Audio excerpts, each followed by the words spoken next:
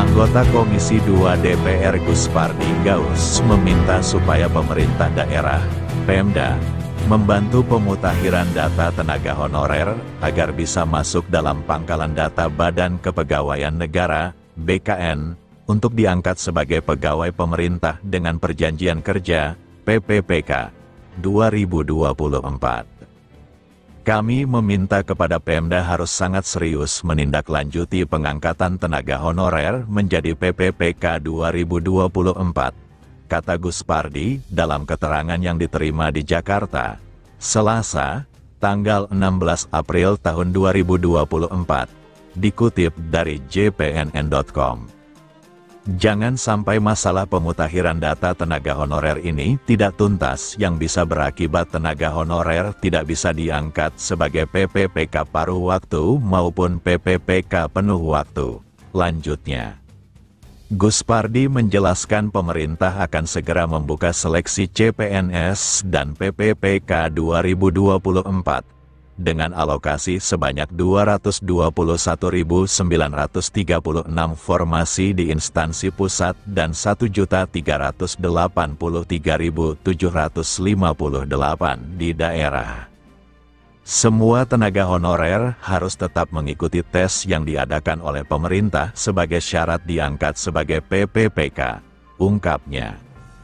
Namun, lanjut dia, Menteri Pendayagunaan Aparatur Negara dan Reformasi Birokrasi, Menpan RB, Aswar Anas menyebut bahwa tes PPPK bagi tenaga honorer di tahun 2024 bersifat formal.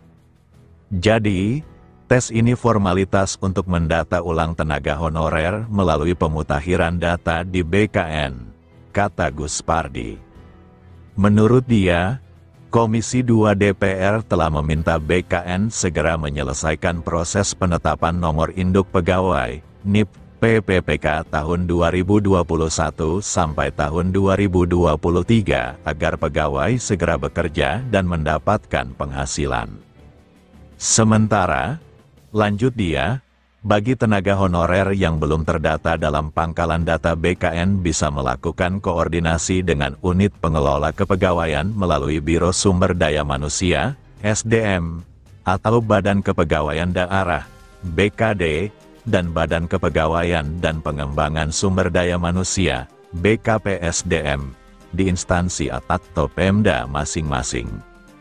Karena BKD dan BKPSDM inilah yang mempunyai kewenangan mendata tenaga honorer untuk masuk basis data BKN, katanya. Guspardi pun berharap Kemenpan RB dapat meningkatkan koordinasi dengan instansi pusat dan daerah untuk mengusulkan formasi PPPK sesuai dengan jumlah honorer yang ada di setiap instansi di seluruh Indonesia.